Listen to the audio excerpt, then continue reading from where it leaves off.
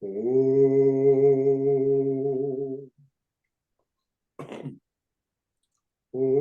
Sahana Bhavatu Sahano Bhunaktu Sahaviryam Karavavahai Tejasvina Vaditamastu Ma Vidvisha Vahai.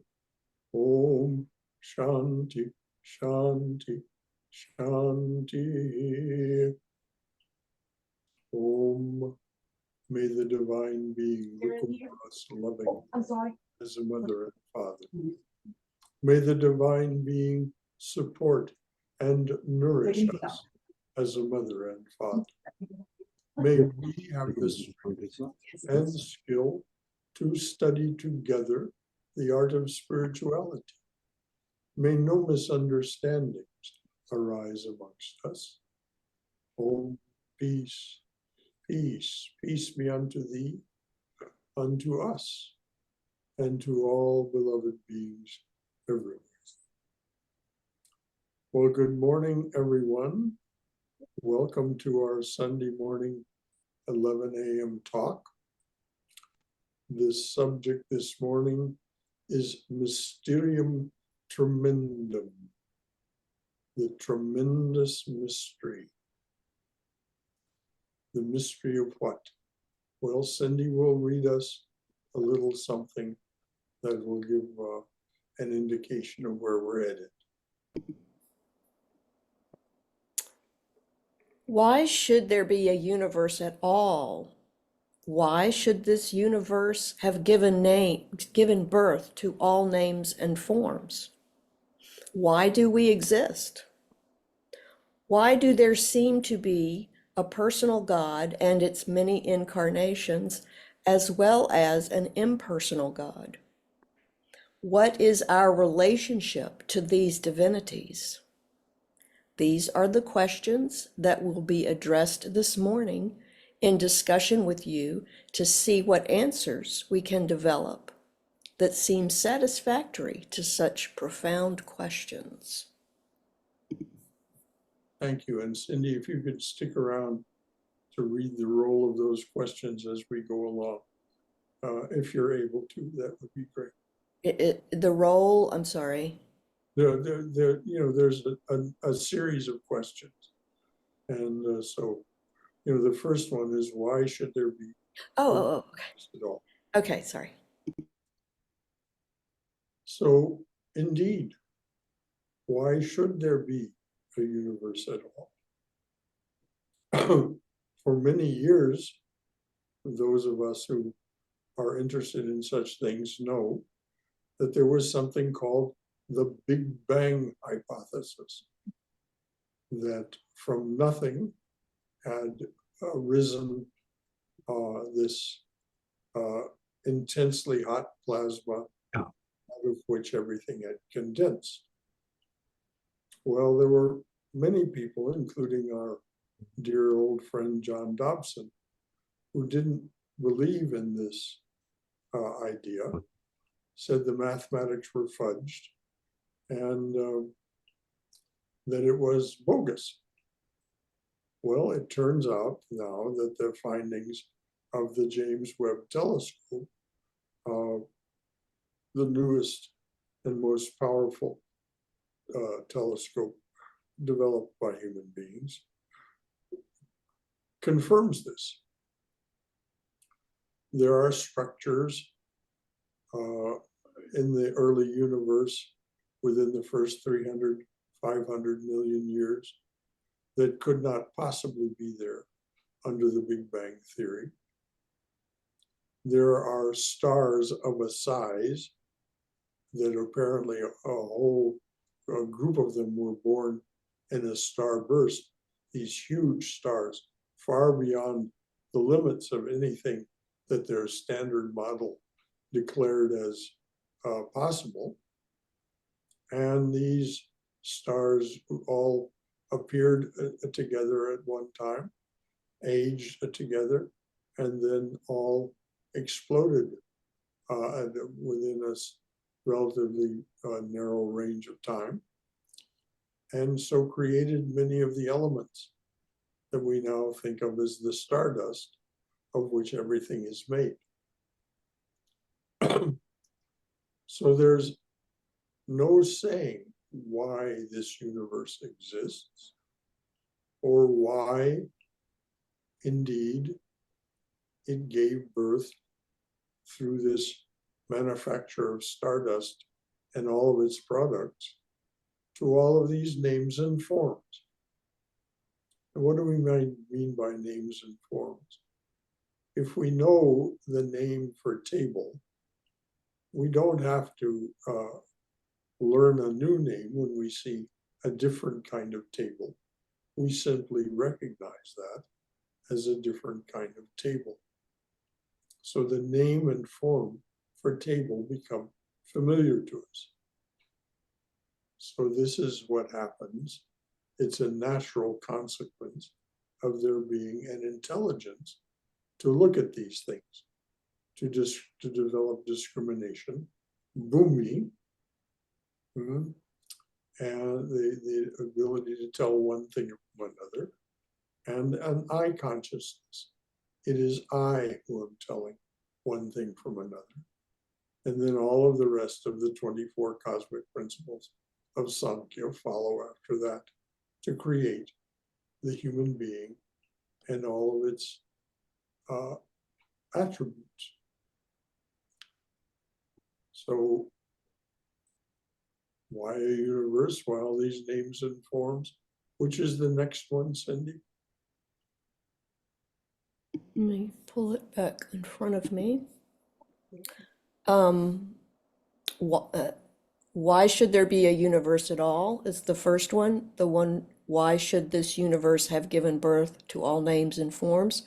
The third one is, why do we exist? Ah, yes. Why do we exist?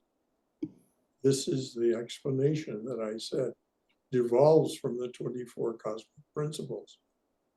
That the great cause, the Mahat, that is the foundation of the 24 cosmic principles. We exist because that's what that great cause wants. And so all of the attributes of human beings, mind, the subtle essences of our 5 senses and our 5 organs of action, and then the gross forms of those are the final forms. So we exist because that is what the divine being wants. It wants us to exist. Why? Well, there are many explanations for this, and this is the great mystery, of course. Why do we, this is the greatest of the great mysteries. Why do we exist? And what is the function that we perform for universe that causes universe to want us to exist? And the most popular answer to that is so that, and by popular I mean among the mystics who speak of it, is so that the universe can know itself.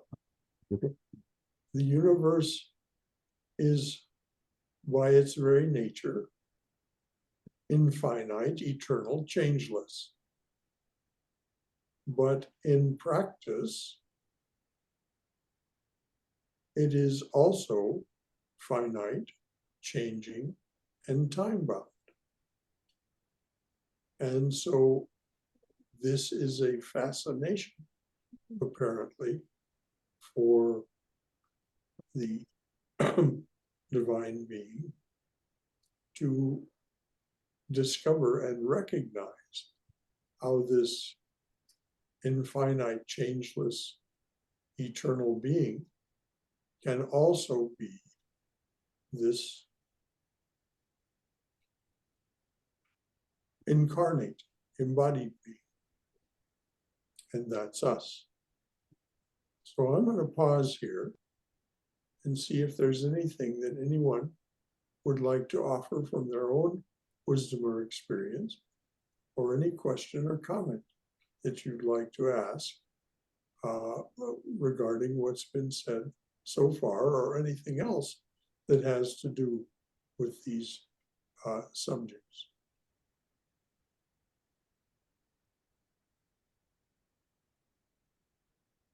Well, I'm just going to make a little comment here. You know, we're starting with why should there be a universe at all? And the name of the talk is Mysterium Tremendum, the Great Mystery. And so if it's a mystery, how can we really answer the questions at all?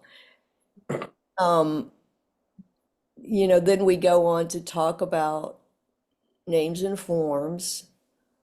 But once we start talking about why do we exist, I mean, you know, there are scriptural answers to that in every religious tradition, but I'm not sure that they're really answers to that question.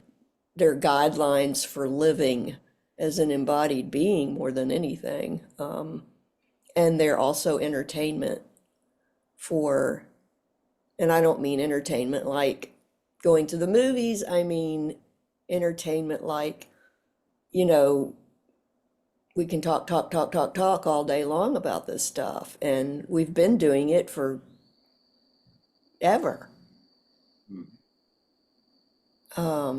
Anyway, I'm being a little, throwing a monkey wrench in the works this early, Not but at all. Not at all. It's not throwing a monkey wrench in the works. It's exactly to the point. This is a great mystery that we can and do talk about this at all. And of course, there is some guidance. Right. Thank you. The various scriptural traditions. Seek ye first the kingdom of God, and all else shall be added unto you. All that was hidden will be revealed. All wisdom and all knowledge will be given. Hey, Well, Shankara, it's Tom. Can you hear me? yes, I can. All you can see is the top of my head. If somebody could adjust this thing, you could see my my face, my eyes, my lips, my beard. Nope, didn't work. Well, maybe I'll just be a disembodied voice. Okay. Or wait, I could do this just briefly. Okay, here I am. But so my thought when I think about this, I've been thinking a lot about what makes spiritual communities. And I think that the sense of community and connection with a group of people is actually much strong. There, that works. That works. Or you had it. Oh, the sense of community and connection with a group of people is more powerful than common beliefs. And within Vedanta, you have a broad range of beliefs. I'm a fairly skeptical agnostic. I think we probably got here. Nobody knows how the Big Bang happened, but we probably got here. The Big Bang, we know how the stars and planets formed, and that life formed, and then just random mutation and natural selection, and that we are kind of an accident. But spiritual practice can lead to a much happier existence, and can lead to a kind of ultimate freedom from the illusion of being a separate self. So that's just me, you know, and you've got your belief, and Cindy has her belief. There's all these different beliefs, very different beliefs, and we still have a spiritual community here. So that's my 2 cents worth. And Also, one other thing, the question of why we're here, well, it's because God created us, really doesn't answer anything, because then why is God here? You know, who created God or whatever? Just one more mystery or riddle or whatever. Okay, thanks for listening. well, you're welcome. Thanks for speaking. One of the glories is that it is true that all of our different ideas, our different approaches to this are welcome in this congregation. There is no, there are no proscriptions. There are no sayings you must believe this or you cannot belong, which of course is a troubling aspect of fundamentalist religion all around the world. Is there anything that any of us could come up with that would be better than existence? Ah, thank you, Robert. Yes, exactly. No, what could be better than existing? I mean, we'll know what it means to be in a state of non-existence as an embodied being. Yeah. So that answers the question. Yeah. There's nothing better. Oh, it doesn't matter. And you did hi. Oh, hi, this is Marla. You can just see my halo. Hello, Marla Haloed. What I wanted to say is, people, when we hear things like the universe is in existence to entertain itself or to, with ideas like that, then people often ask, well, then why so much cruelty? Why so much pain? Because Why is that a part of it? because human beings have free will. That's, I guess, sort of what I tend to think. Once you give free will, then you've opened Pandora's box. And Yes, and human beings are free to create all of the horrors that we know exist. And this is hardly a new phenomenon. It's been going on for as long as there has been recorded history.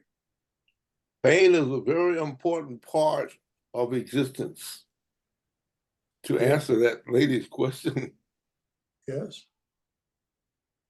If we wouldn't know joy, we wouldn't know freedom from pain without pain.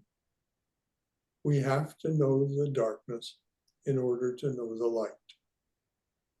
This is a commonplace, but it really bears the weight of our attention if we give it our attention. Anything else from anyone? Thank you for all of this. Brother Shankara, I think the original explanation which you mentioned, and I am trying to relate it to Samkhya philosophy, Mahat and the Prakriti and how Purusha is observing. That's how I'm relating your explanation that Purusha is observing and Prakriti is playing all that role. And that is the reason of existence. That's how I'm understanding. And a very accurate understanding that is. Purusha is observing without participating in any way, simply observing. We call it the Atman. And Prakriti is the one, the divine feminine, that is creating all of what we understand to be universe and our personal existence. The answer is the answer to that is the question, this tremendous mystery. Yes, I wanted to compare our question about why and what for, and all these questions about the mystery. Another very well-known sacred collection of Shiva Stuti, just like Bhagavad Gita, there is a very profound Shiva Stuti, Shiva Mahimna, the importance or the significance of Shiva. And in that Mahimna, it's called Mahimna Stotra. And there, very, very beautifully expressed is this particular shloka. It says, Kimiha Why? Kimiha kinkaya. How does it manifest? Kimiha kinkaya sakhalu kimubaya tribunam. What for? What is this universe? Why is it created? By whom it is created? Absolutely. There is no clue to it in any literature. So then it also suggests a solution. It says, forget it. Don't bang your head. Don't scratch your head to figure out why, what, and what for. Just focus on what is this universe and why we are here and what can we do when we are here. So it's a very beautiful, profound discussion or analysis of our question, why, what for, and what we can do, how we live here in this universe. Thank you for offering that, Uma. As usual, you bring something wonderful to the table. Anything else from anyone about these questions or anything else?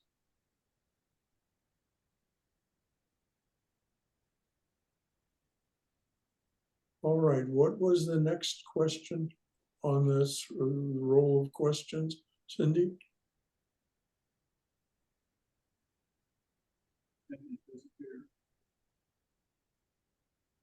Cindy must have gone away. So we'll just go on for a moment about what does it mean that we exist? And as Robert Ayres pointed out, what's the alternative? Yeah. Is there anything better than existence? No, we somehow want it. As Swami Sarvapriyananda once remarked, he had finished a class, 10 weeks, on the Ashtavakra Gita. This was in Hollywood in 2016. And I had been fortunate enough to be there for the last 5 classes.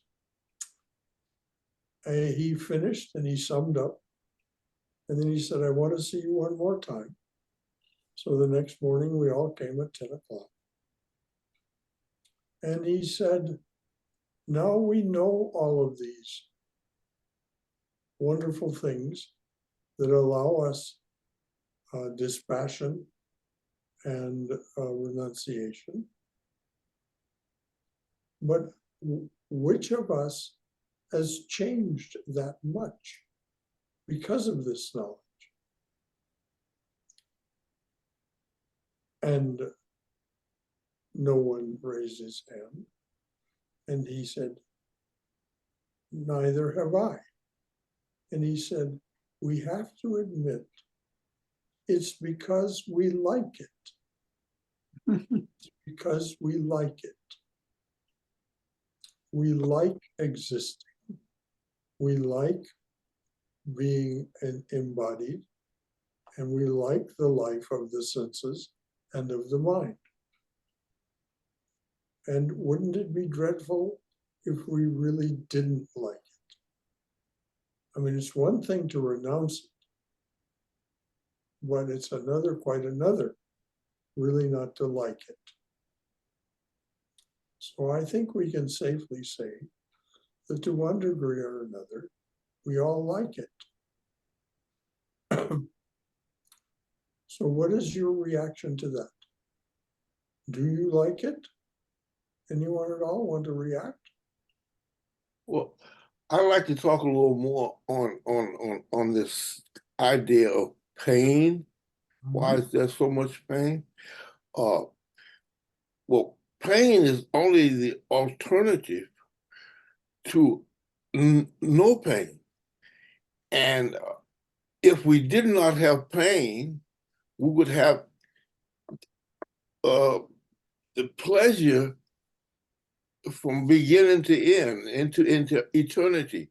And if we only had that one thing, which is pain, then that pain itself would divide itself into its higher aspect and its lower aspect. And the lower aspect we would call pain. So that is probably where we are at this stage of our evolution. We're at a stage where we're calling pain the lower existence of pleasure. And as we move forward, this pain will eventually disappear and we'll have a lower level of pleasure, which we will then call pain. So we have to have the two. We cannot have just one of anything in this universe. We have to see, if you didn't have an alternative, then you would suffer with that pain, with that pleasure, rather. And I think I've said enough for people to understand my point of view. Very well. And what do people have to say in reaction? Rather than have me react to that, what do you have to say in reaction to what Robert just said?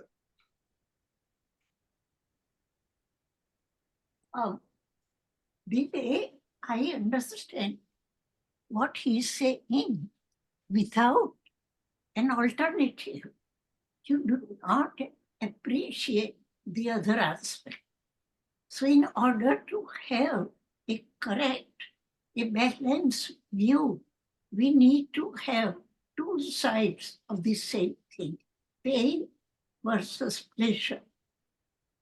Similarly, abundance versus a lack of it. So until you give two opposite alternatives of anything, you do not truly know the nature of what it is. That's why God created pain with pleasure. That's why cold and heat. That's why the dualities. That's how I interpret. Very well said. It seems that this universe was created in order to experience duality. In the Chandogya Upanishad, the cosmic mind awakens from a billions-year-long sleep called the night of Brahma and says, I am one, I shall body myself forth as many, in order to experience that manyness. Oneness, manyness, a duality. And of course, everything that comes with that. All of those various aspects that come, pleasure and pain, darkness and light, all of that. That's right there in the Chandogya. And it's in the Katha Upanishad as well. And in Bhagavad Gita also. Bhagavad Gita also. Yes, but it's in the Bhagavad Gita also. Sri Krishna is at great pains to explain how and why he created the universe. Yes. And in part, he says, so that he could experience it.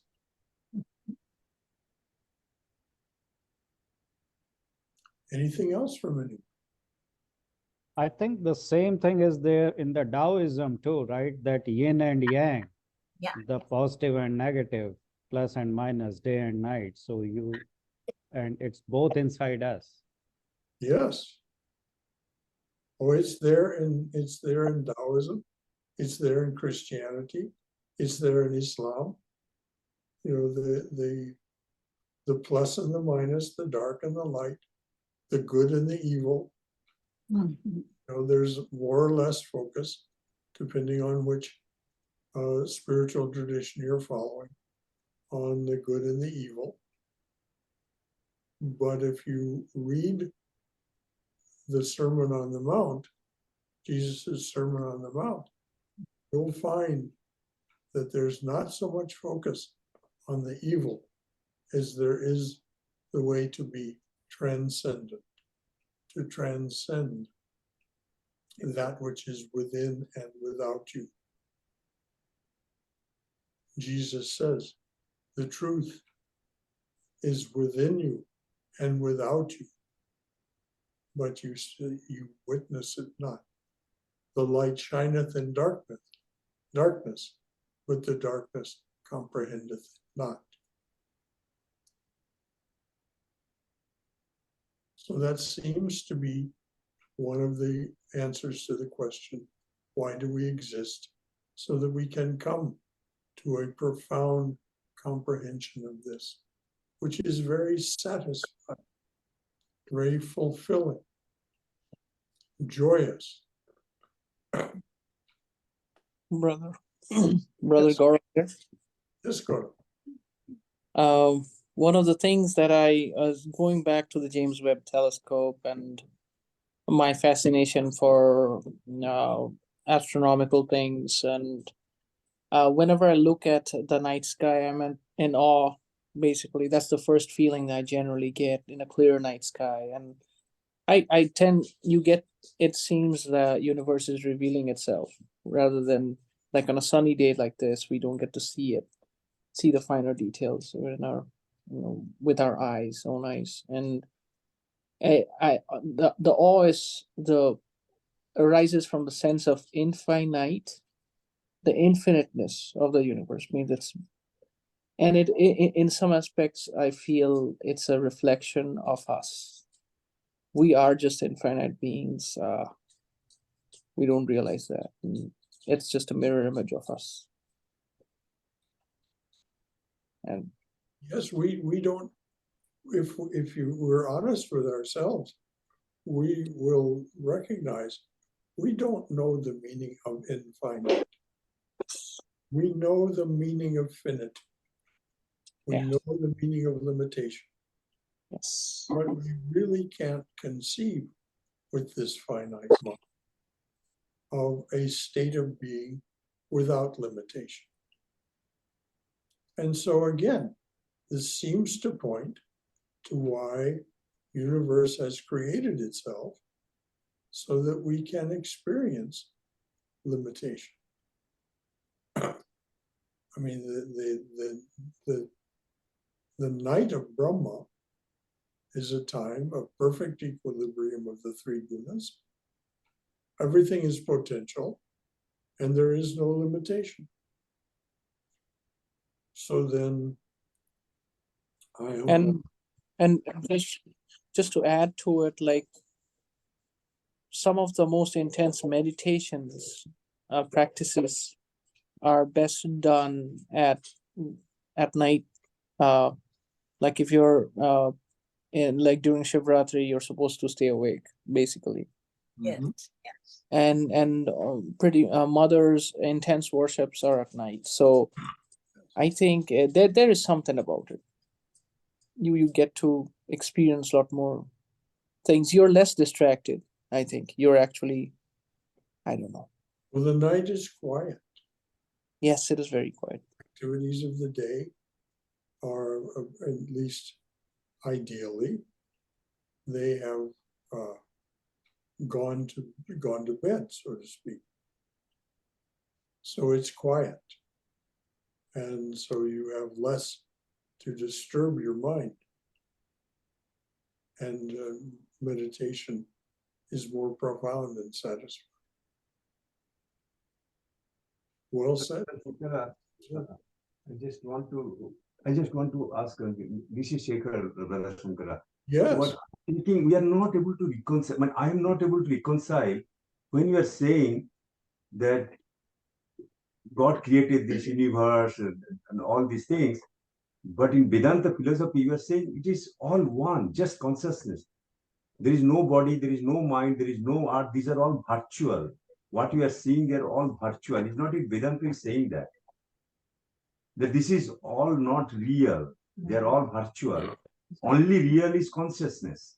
Only real is that awareness. If that is the case, then again we are discussing who created, why created, and all these things. I am not able to reconcile this. I'm sorry Well, if you can explain. What you've talked about is pure Advaita Vedanta. That though the cosmic mind said, I am one, I shall become many, nothing really happened. It was just the dream of Brahman, Brahman's dream. And because it's Brahman's dream, it's powerful and compelling, but nothing ever really happened. Now, all of that to one side, how can we really say, as we sit here in this moment, that nothing is happening? We have to, at the very least, agree with Adi Shankaracharya that somehow there is this superimposition of a relative reality on the absolute reality. That's he found this very clever way of voicing what it is that we're experiencing. It isn't, he says, that this reality we're experiencing is untrue. It's simply a relative truth. And it is indeed a reflection in the mirror of consciousness, not the thing itself. It's a reflection. And so, like a reflection, it's not manipulable. We really can't change it that much. So we experience what we experience, and seeing it in the mirror of consciousness.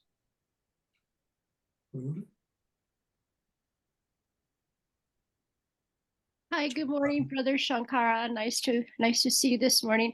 So I get this image of kind of like a prism hanging in a window. The prism is pure, but the reflected light is all the different forms of God. Beautifully said. Beautifully said. The prism is pure, colorless. It is contentless. It is simply itself. But when light hits it, it bursts into all of these different colors. And if there are, anyway, yes, exactly that.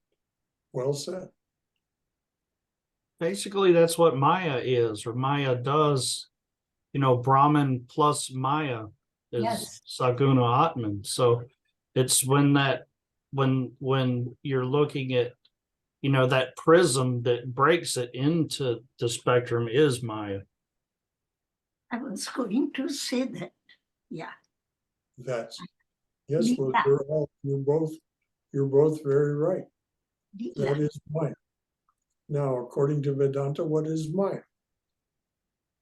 Maya is absolutely and eternally coexistent with and co-equal with Nirguna Brahman. It exists because it exists. Swami Sarvapriyananda was once asked, why does it exist? Why does it come into existence? And he said, the answer is uniquely American. He said, because it can. And no other answer is possible. Simply because it can. Brother, can I add to it a little bit there? Please, go right ahead. The thing, Maya, Divine Mother, exists because without her there'll be no creation. It would all be only bliss and nothing. It would be just pure bliss and There's no creation, none of us, nothing happening. That's how I tend to interpret it. which is, as has been remarked earlier, that's why we need the opposite of bliss or pain Yes, unfortunately. in order to know at all, and certainly to know ourselves.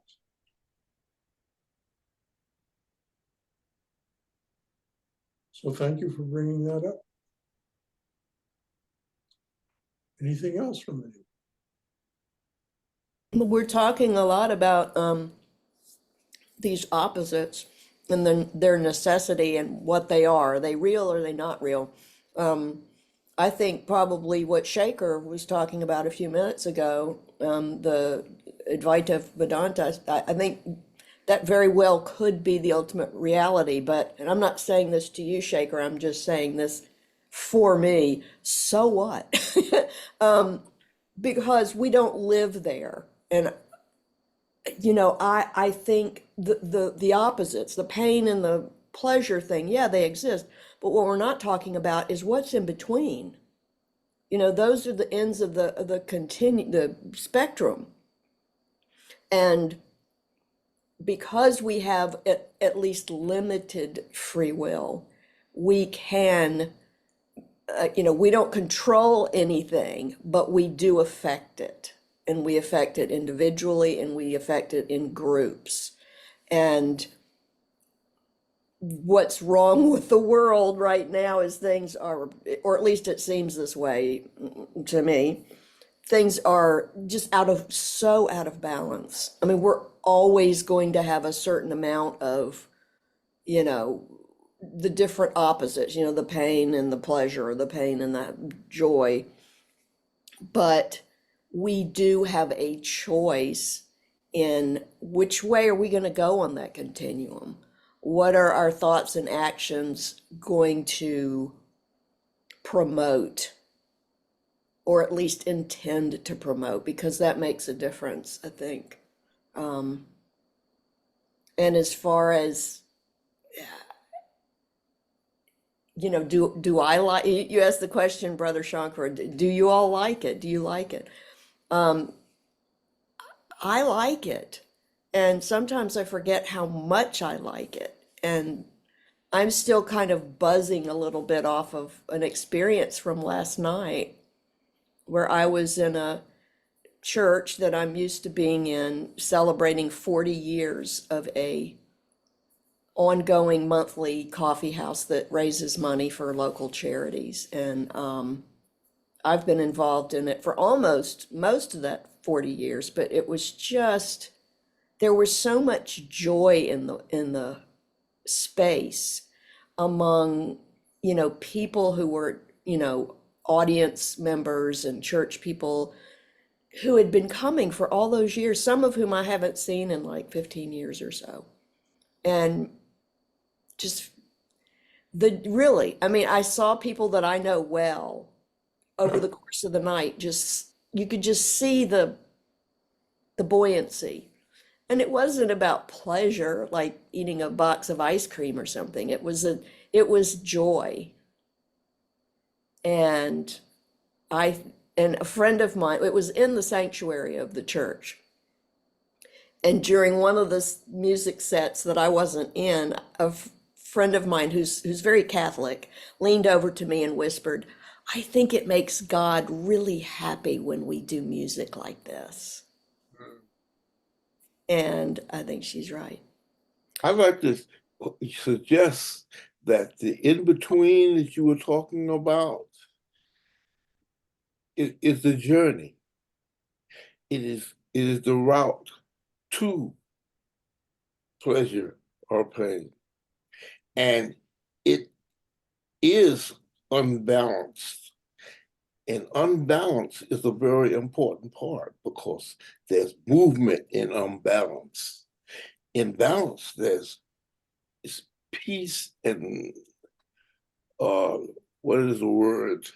It's no movement. Equilibrium is the one. Okay, equilibrium, yes. But in unbalanced, there's movement. And the movement that takes place is the movement that is appropriate for the evolution of the individual or of the group. Mhm. And everything that happens, that occurs, good or bad, is for our benefit. And for some reason, we don't see it immediately. We have to wait. And we'll, most of the time, recognize, oh, that's what that was about. Much later. Yep. Yeah, Bob, yeah, I agree with what you're saying. I didn't mean to suggest that I would like to see things be in a static balance. I think I just meant that if we want to, as individuals, we can try to like, it is a living thing. And because, thank goodness, because it's a living thing, when things get really bad, just, it's like this too shall pass. Um, Yeah, no, I agree with you on that. It is a living thing. And if I may add, actually, that's what Lord Buddha also suggested, right? That middle path. Don't try to seek too much pleasure, because if you seek pleasure, there are seeds of pain inside that. The pendulum will swing back. So you need to try to restrict your path in the middle. Of course, we are not saying it has to be straight line, because as a human being, it has to swing one way or another, but don't try to swing too far. Mhm. Yes, Krishna points this out in the Gita as well. Yeah. The middle way. Don't eat too much. Don't sleep too much. Don't sleep too little. Don't eat too little. All of these are ways of just providing distraction. I'm not too sure about that. I felt that way for many, many years. But when we really progress, we swing way over there. That's big progression. And I think the reason the gentleman might feel that way, because it takes a lot to be able to tolerate it or understand it or deal with it in any way. And it puts pressure on the mind, but real progress happens when that pendulum swings way over, and you're able to deal with it. Big progress takes place. And the last part is what you Yes. indicate is so key, Robert. You're able to deal with it because of all of your years of practice of dealing with moderation. You've learned, you've become very strong. Yes. So are able to deal with these big swings Mhm. of the pendulum. Shankara, Yes, dear. Jyoti here. Yes, Joe. Speaking of Cindy's experience of the joy and the nourishment and the buzzing, we had that here last weekend for those of us who were here at the center for the Swami's visit. And those things are so important for us as human beings. We need that as human organisms. We need that nourishment. We took a picture with the Swami both days at the end of the day, and you could just see the light emanating from everyone that was here. So we have that joy just right here. We can touch it. Yes. Yes. Well said and well done. Yes, of course. I was able to visit with this Swami and saw what you're talking about. Yes, it does just shine from these faces of the eternal teacher. And everyone that was here, not just the Swami, but everyone who was here that experienced this time together. Those pictures are just a testament. Incredible. Very good, very well said. Yes. And I just wanted to add, I think the Swami needs us too. All the Swamis need us too. It's a, you know, it's a given back and forth, Well, the love, you know. yes, indeed.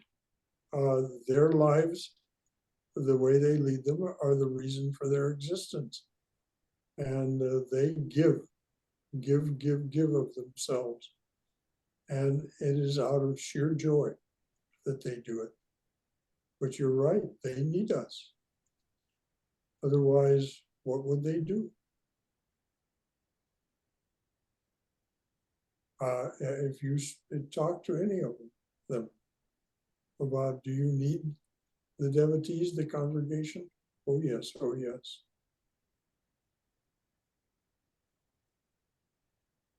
So thank you for remarking. Anything else from anyone? Brother Shankara, Yes. Hello. what I was thinking, in this system of contrast, this versus this versus this, the idea is to see both of them, but not be affected by them.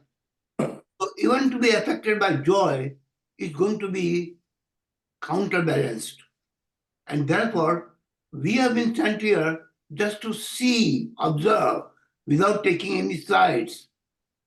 And therefore, there will not be any pain, but at the same time, there will not be intense pleasure either. Like it says, even this will pass away. So if we think that there is right now a lack of balance, it is bound to happen. That is the way this planet has been made. It will never stay steady. It will keep on changing. And therefore, to accept the changes without being affected by that one.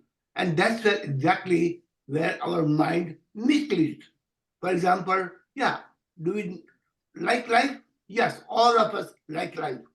But then why don't we like death? You should like that too.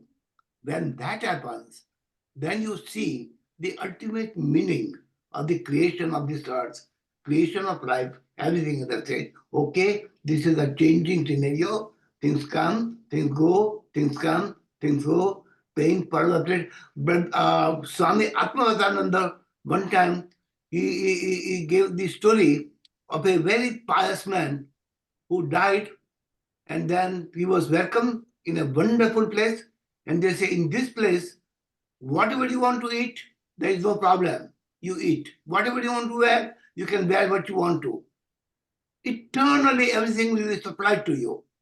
So you say, oh, I'm so glad I did such past things, so I have landed in heaven. But after a while, he said, I am tired of having everything that I want. And therefore he goes back. And he says, I don't want to be here. This heaven I do not like, where I get everything that I want. So the manager said, and where do you think you are? You are in hell, where everything is given at your will. And therefore this is why Buddha left his kingdom and walked out into something. So that balance of mind, and that's why I like Vedanta.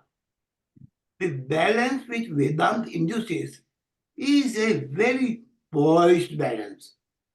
It doesn't say don't enjoy, but they say don't indulge in it, because everything is going to be passing, passing, passing, passing. And the balance is not in the universe, the balance is in your mind to be able to understand, accept, and move on. Very well said. As Chaitanya's prayer begins, chant the name of the Lord and his glory unceasingly, that the mirror of the heart may be wiped clean and quench that mighty forest fire, worldly lust, raging furiously within. It is the activities of the mind that enable us to understand in some measure what it is that we are and what is going on. But then we surrender the idea that I will fully understand, because to be fully understanding is to become that. This is what is said. One who sees Brahman in every action attains to Brahman. They become that Tattvamasi. And so when that, of course, is the state of being, there's no longer any experience of being, because there's no experiencer. The mind, the experiencer and recorder, has been left behind. So again, a paradox, a great mystery.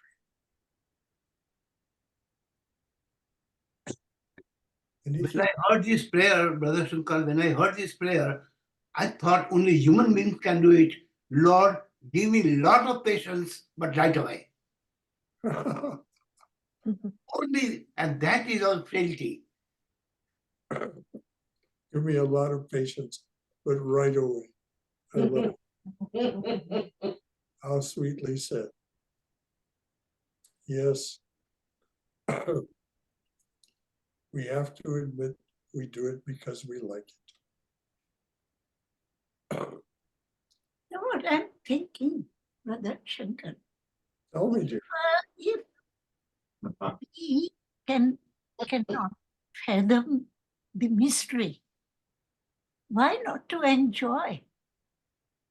Let's keep wondering. Let's keep imagining, like poets. Could it be this? Could it be that? Stretch our imagination and keep wondering.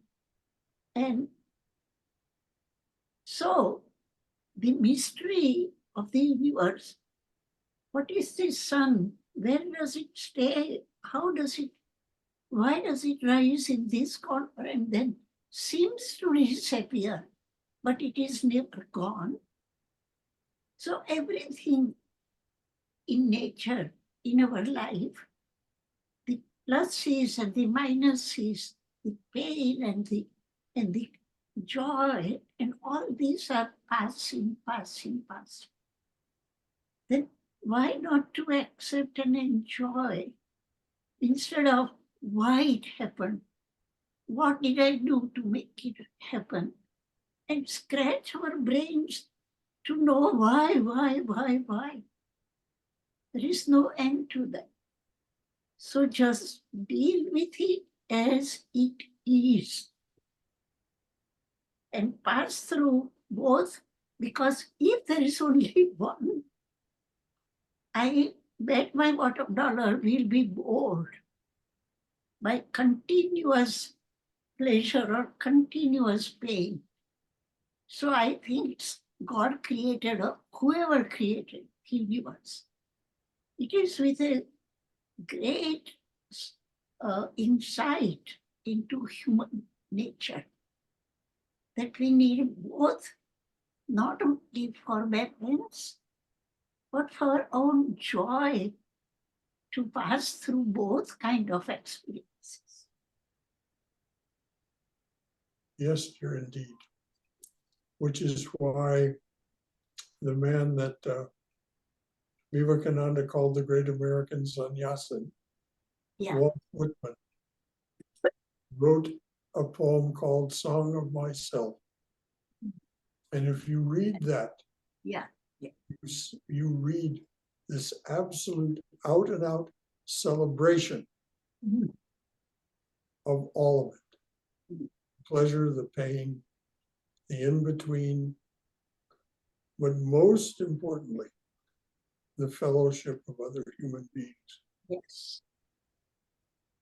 And that's, of course, what we've experienced this morning.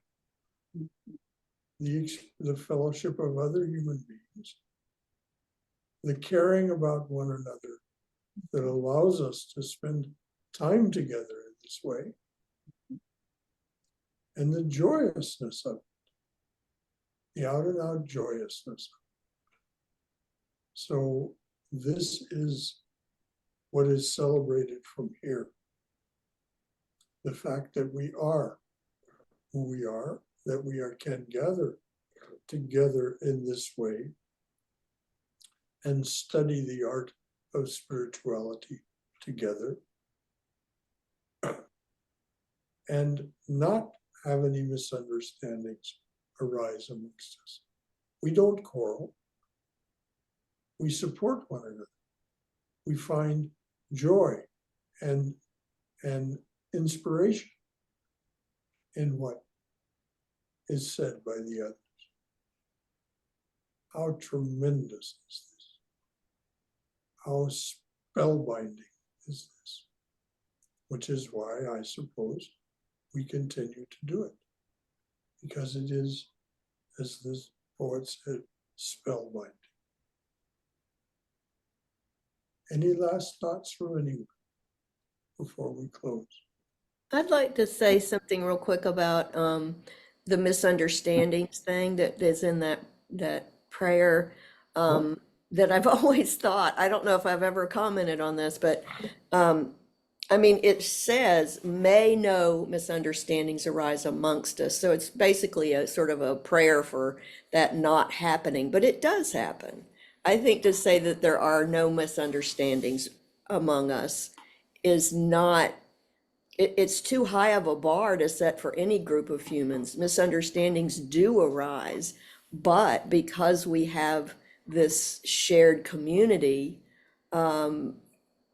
we work through them, I think. We find ways to work through it, just like any other healthy relationship. We don't want misunderstandings, and we hope they will not arise, but occasionally they do, and we have tools to work through it together. I'd like to comment on that misunderstanding thing. It's a better word for that is a question. A misunderstanding is like a question. Somebody said, wait a minute, I don't agree with that. So now it has opened an area for discussion and further understanding.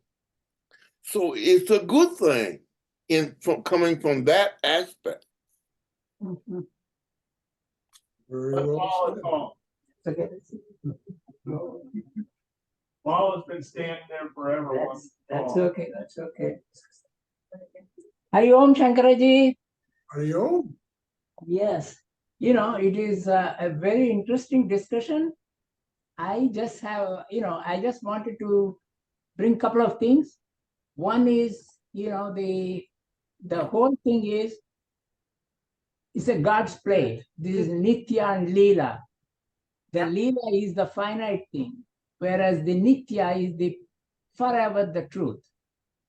And the other thing is, I wanted to bring, as Uma was saying, why not we enjoy? This is what Sri Ramakrishna said. When you go to a mango grove, what is the point in counting all the branches, all the leaves? Just enjoy the mangoes. Yeah. And the third thing is, I don't know, we did not bring to the topic of karma into it, but the whole idea behind this universe, which is a finite thing, is to fructify our karma. Don't ask, where do we get this karma? It is anadi as like anything else. So this is one of the way to fructify our karma.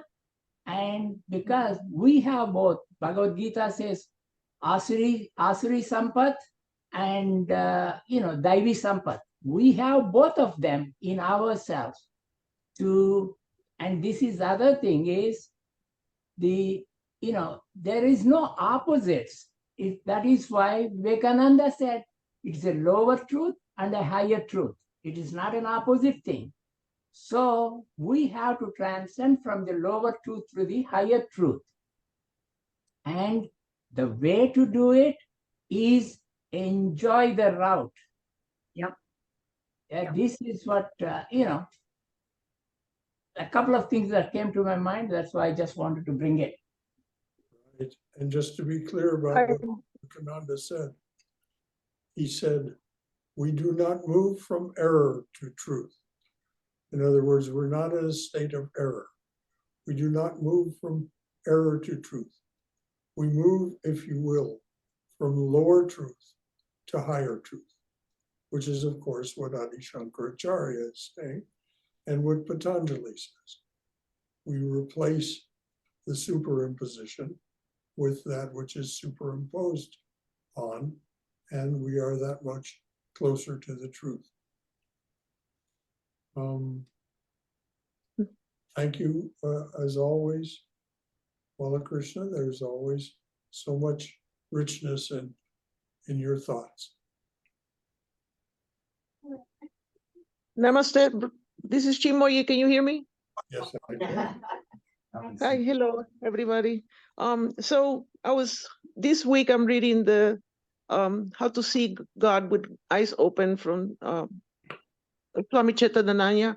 And I wanted to share just a few sentences here about this mystery that caught my attention. And he says in the Bashara Upanishad says, he the one and undifferentiated, who by the manifold application of his powers produces in the beginning different objects from for a hidden purpose, and in the end withdraws the universe into himself, is indeed the self-luminous supreme self.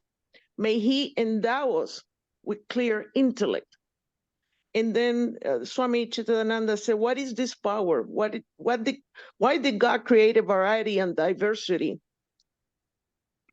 This is God's power of Maya. With this power, God created variety to enjoy his own Laila.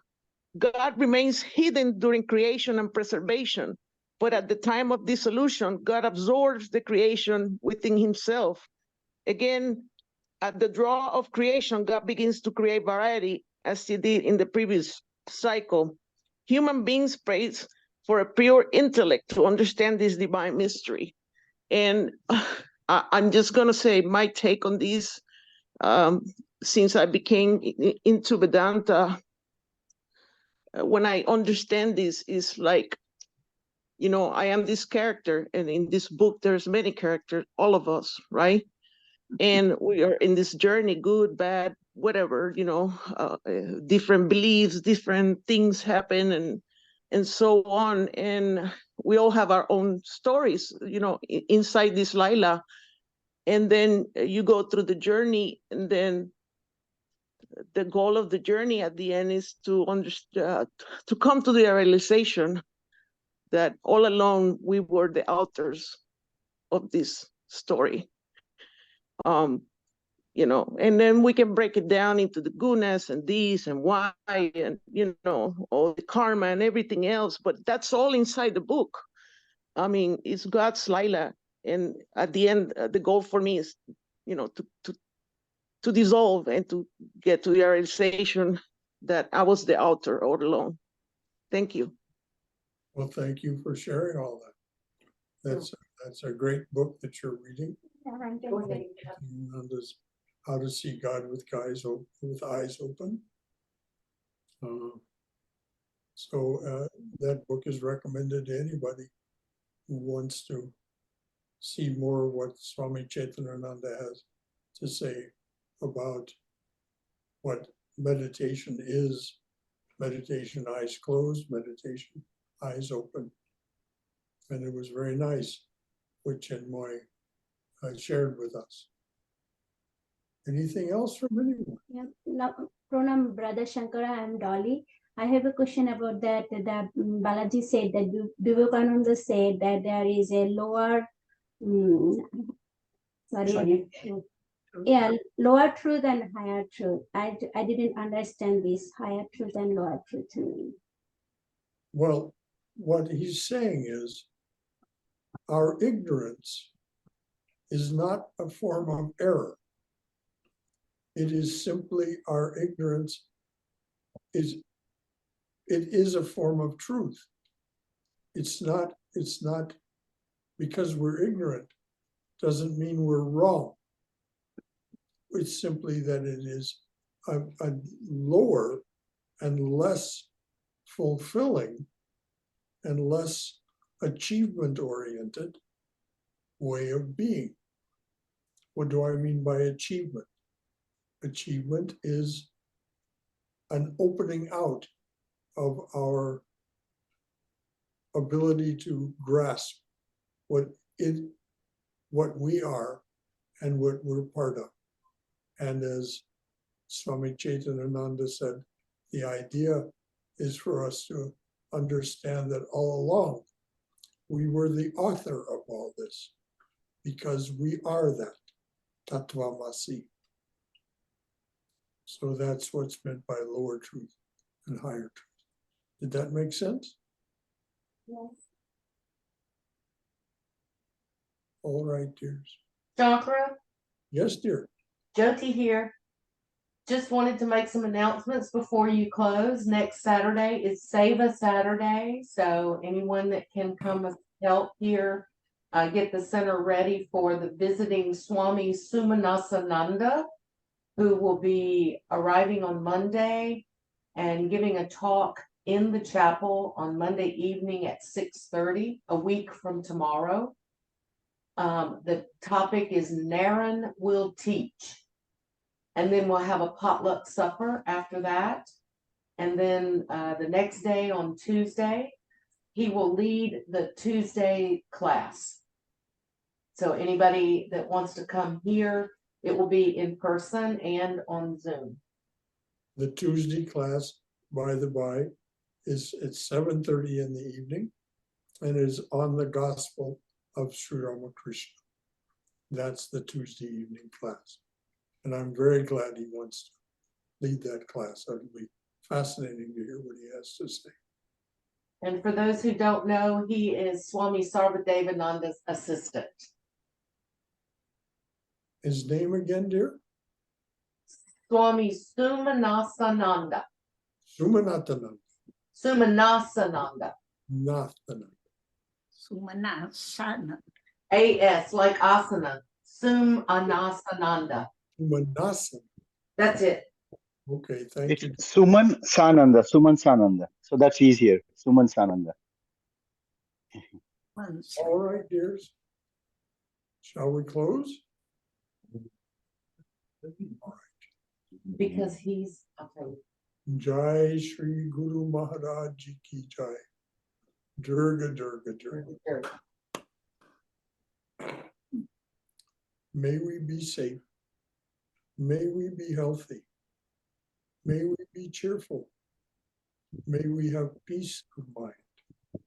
And may we go forward secure in the knowledge that Father, Mother being introduced to us in the prayer that opens these sessions holds us in a loving and protective embrace. May we be well and in bright spirits. Is there any final thought from anyone? All right, dears. Until Tuesday, when we will, or until Monday. No, it's a week from Monday. A week from Monday. This next Tuesday class, the next week's classes will go on as usual, zoomed from here. And then the next week, Monday, there'll be a talk by the Swami at 6:30, and then he'll lead the Tuesday class. Anything else from anyone? Thank you, Shankara. Well, thank you, dears. Hari Om, Hari Om. Hari Om. Namaste. See you again soon.